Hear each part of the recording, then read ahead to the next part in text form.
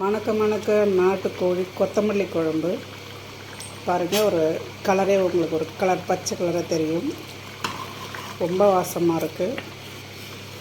டேஸ்ட்டும் பார்க்கணும்.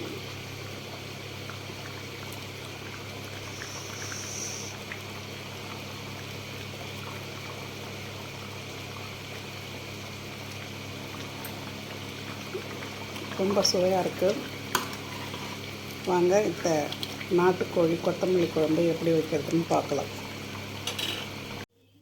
நாட்டுக்கோழி கொத்தமல்லி குழம்பு, கோழி குழம்புக்கும் நாட்டுக்கோழி குழம்புக்கும் வித்தியாசம் இருக்கும் சுவையில்.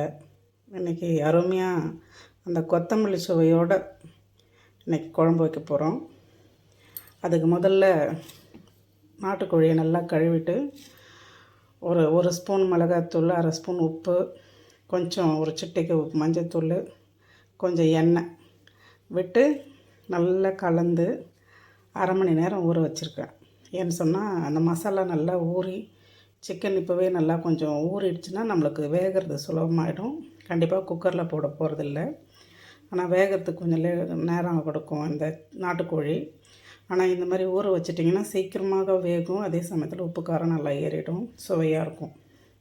அது உள்ளுக்குள்ளெல்லாம் நல்லா ஏறிடும். இப்போ அடுத்தது இதுக்கு தேவையானது வெங்காயம், தக்காளி. இதை முதல்ல எண்ணெய் விட்டு ரெண்டுத்தையும் நல்லா வதக்கி மிக்சியில் லேசாக அந்த வெங்காய சட்னி அளவுக்கு லேசாக வதக்கி அரைச்சி ஒரு பேஸ்ட் எடுத்துக்க போகிறோம்.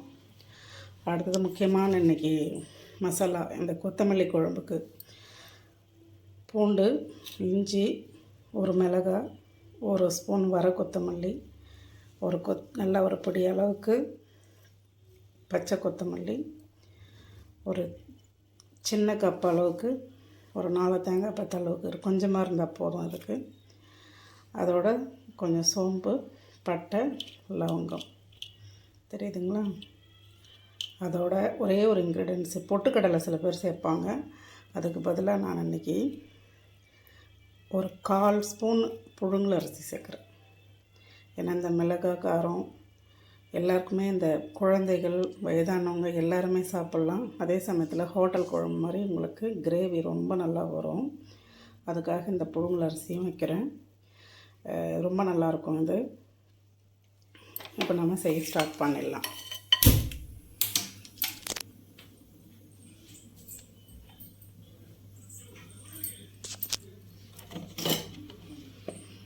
ஃபஸ்ட்டு கடாயில் கொஞ்சம் ஒரு ஸ்பூன் எண்ணெய் விட்டால் போதும்.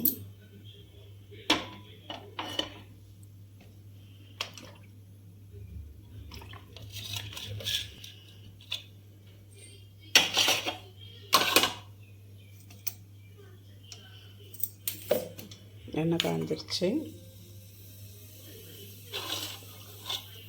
கொத்தமல்லியை தவிர மீதி எல்லாத்தையும் போட்டுக்கலாம். பச்சை கொத்தமல்லி தவிர மீதி எல்லாத்தையுமே போட்டுக்கலாம். ரொம்ப ஈஸியாக இருக்கும்.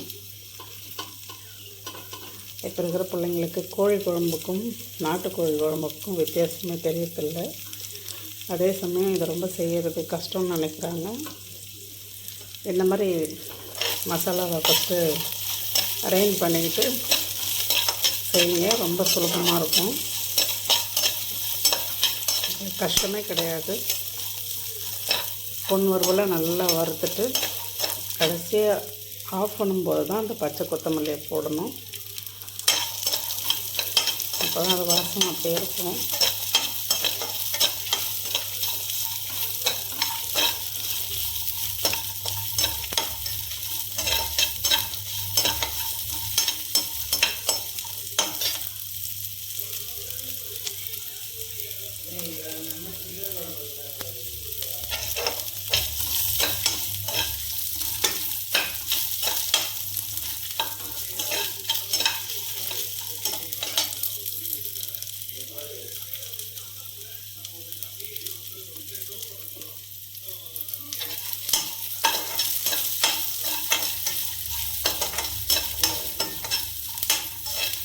நல்லா வதங்கிருச்சு. கடைசியாக கொத்தமல்லியை போட்டுக்கலாம்.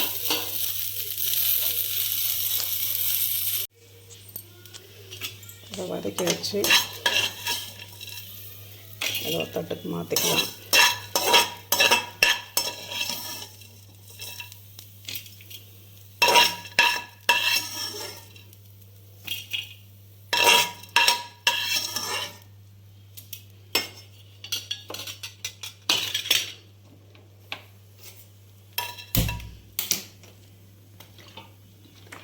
மறுபடியும் கொஞ்சம் எண்ணெய் விட்டு இந்த வெங்காயம் தக்காளி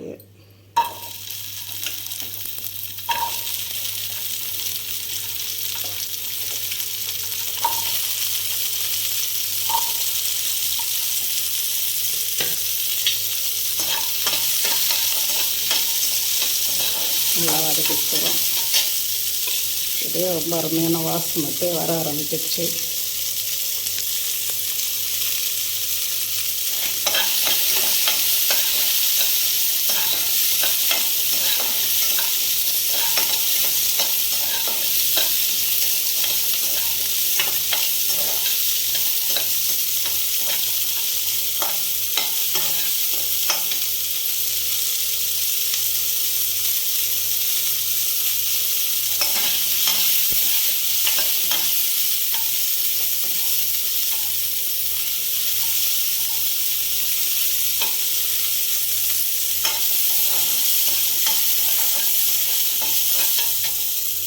வெங்காயம் வதங்கிடுச்சு. தக்காளி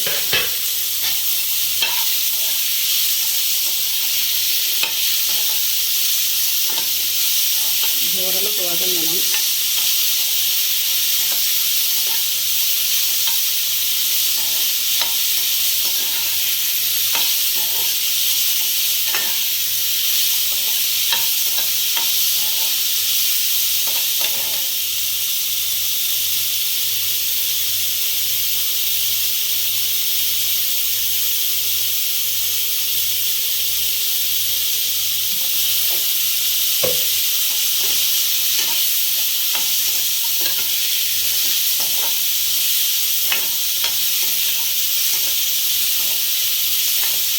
நல்லா வதங்கிடுச்சு. இது ரெண்டையும் ஆற விட்டு கொஞ்சம் இது தனியாக பேஸ்ட் பண்ணிக்கலாம். அதை கொஞ்சம் வெங்காய சட்னி அளவுக்கு அரைச்சிட்டா போதும். அரைச்சிட்டு அடுத்தது நம்ம சமைக்க ஆரம்பிக்க வேண்டியது தான். இப்போ சிக்கன் தாளிக்க போகிறோம். ஒரு கரண்டி அளவுக்கு ஒரு குழிக்கரண்டி அளவுக்கு எண்ணெய் விட்டுடலாம். இதில் வெங்காயம் தக்காளி வதக்கி அரைச்சிக்கணும் இல்லையா, அந்த பேஸ்ட்டை போட்டுட்டு அதோட கருவேப்பிலை ஒரு கைப்பிடி அளவுக்கு கருவேப்பிலை போட்டு நல்லா இந்த பேஸ்ட்டை கொஞ்சம் நல்லா வதக்கணும்.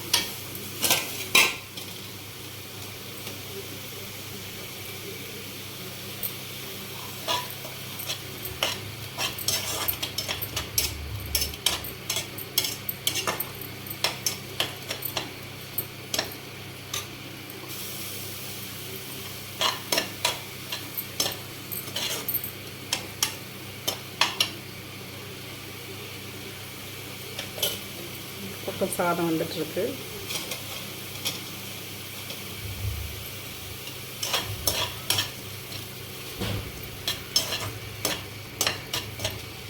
கருவேப்பிலையும் வெங்காயம் தக்காளி அந்த வதக்கின பேஸ்ட்டு போட்டிருக்கேன். இந்த மிக்சியெல்லாம் கழுவி கடைசியாக இந்த கறி வேக தண்ணியில் ஊற்றினா போதும். வதங்க ஆரம்பிச்சு ஏற்கனவே ஒரு அரை மணி நேரம் ஊற வச்சுருக்குது. மஞ்சள்தூள், மிளகாய்த்தூள், உப்பு 1/2 ஸ்பூன், மிளகாய்த்தூள் 1 ஸ்பூன் எண்ணெய் விட்டு ஊற வச்சுருக்கக்கூடிய இந்த சிக்கனை இதில் போட்டுறோம். சிக்கனை போட்டு நல்லா கொஞ்சம் வதக்கணும். அப்போ தான் அந்த ஜூஸ், உப்பு, காரம் எல்லாம் அந்த சிக்கனுக்குள்ளே ஒரு பீஸ்லையும் உள்ளே போய் ஏறிடும். அதே சமயத்தில் கொஞ்சம் சிக்கன் சூடாகிடும். அப்போ கொஞ்சம் தண்ணி விட்டு நம்ம வேக வச்சோம்னா சீக்கிரம் வந்துடும். இது ஒரு குக்கர் போடணுன்ற அவசியமே கிடையாது.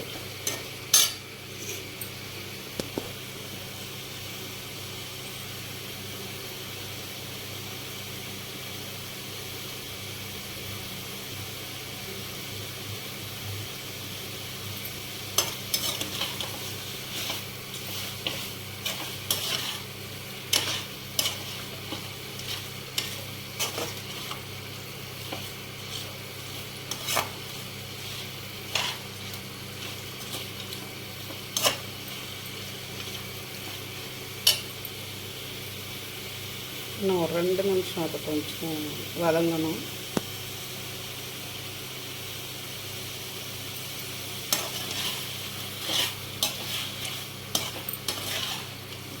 சிக்கன் உருண்டை கொஞ்சம் சொல்லையாக பாருங்கள். அதில் கொஞ்சம் சூடேறும்போது வதக்க அதில் கொஞ்சம் உப்பு காரம் இந்த கொஞ்சம் நீர் தன்மை உள்ளே ஏறிடும். அந்த ஜூஸ் அப்புறம் எவ்வளோ கறி வெந்தாலும் அதுலேருந்து அந்த டேஸ்ட் வெளியில் வராது. ஒரு பீஸ் சாப்பிடும்போது நமக்கு அந்த டேஸ்ட் வந்துகிட்டே இருக்கும்.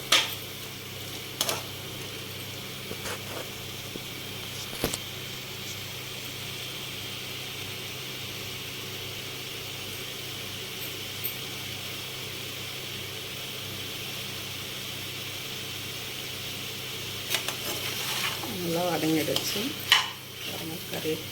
நம்ம போட்டதுக்கு இப்போ நல்லா உருளையாக இருக்கு பாருங்கள். நம்ம ஏற்கனவே இதில் 1/2 ஸ்பூன் உப்பு போட்டிருக்கோம். இப்போ ஒரு 1/2 ஸ்பூன் உப்பு,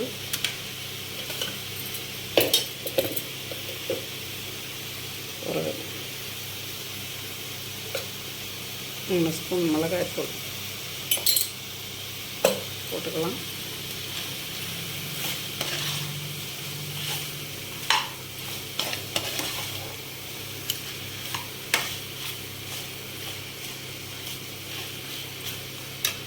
இப்போ அதை முழுகிற அளவுக்கு தண்ணீர்,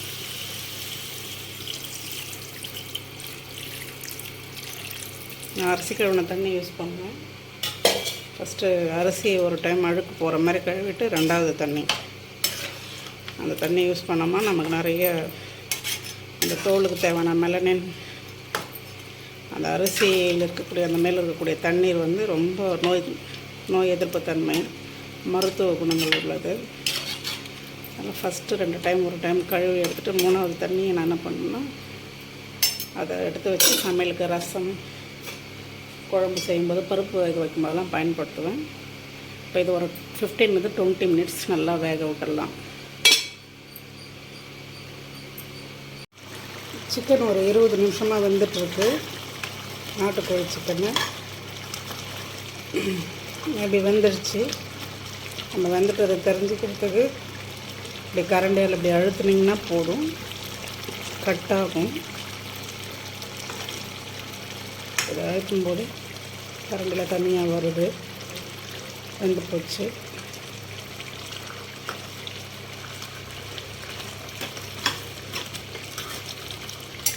அதோட இப்போ நம்ம புதுசாக அரைச்சி வச்ச மசாலா, பட்டை, லவங்கம், சோம்பு, கொஞ்சம் வர கொத்தமல்லி 1 ஸ்பூனு, பச்சை கொத்தமல்லி 1 பொடி, இஞ்சி, பூண்டு, தேங்காய், இந்த மொத்தம் அரைச்ச இந்த பேஸ்ட்டு இப்போ ஊற்ற போகிறோம்.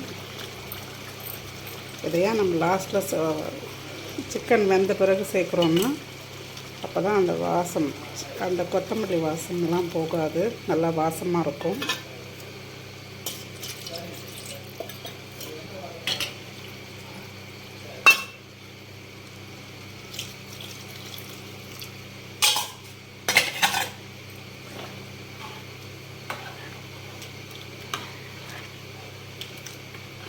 இதை ஊற்றி ஒரு 10 நிமிஷம் கொதிக்க விடணும்.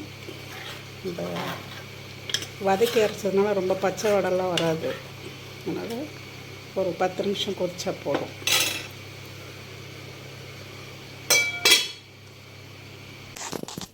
நாட்டுக்கோழி கொத்தமல்லி குழம்பு தயாராகிடுச்சு.